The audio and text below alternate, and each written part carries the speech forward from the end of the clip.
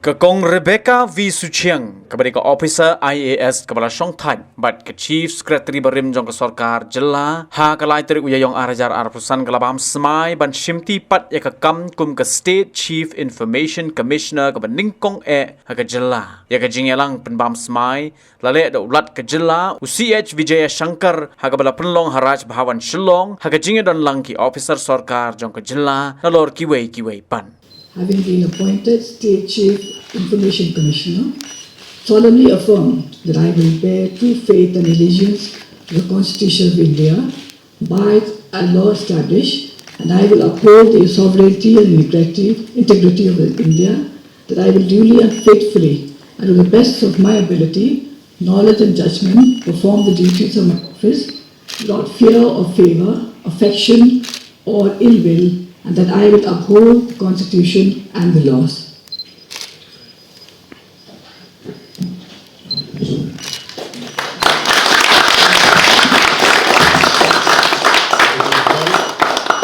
Lady.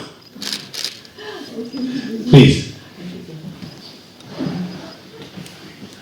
So with your kind permission, sir, the proceedings will now be closed. We'll all stand up for the national anthem.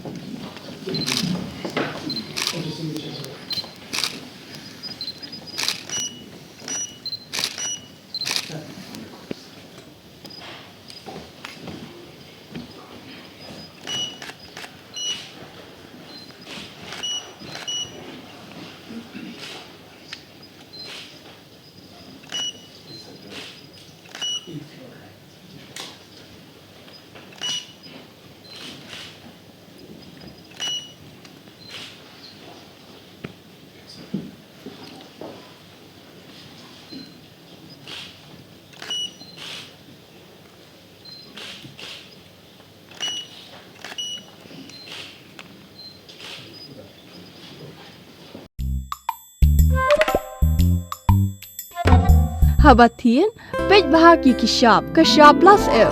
Ka plus F? Hakabam bangibam dunaki eki bataya kamet. Namar kata habathiru atau kau kamlu ka umpnyang kadut pej ya kashap plus F haka jingsom. Yaki nutrient kumki vitamin bat ka iron la icon diat bat ka bathau bha kam kta ka dur jingki marbam ka jingmat lani ka rukom shed yaki. Balehi banai kita. Kadon ka we ka jing mentoy ba kongsan. Ka kot ka kia. Ka nutrition bakam bha ka jing im bakam bha pendon kam daki marba medon ka sharp plus F menta kasni. Lawan Ra Shafi Lingba ko Office Jong Commissionerate of Food Safety Meghalaya.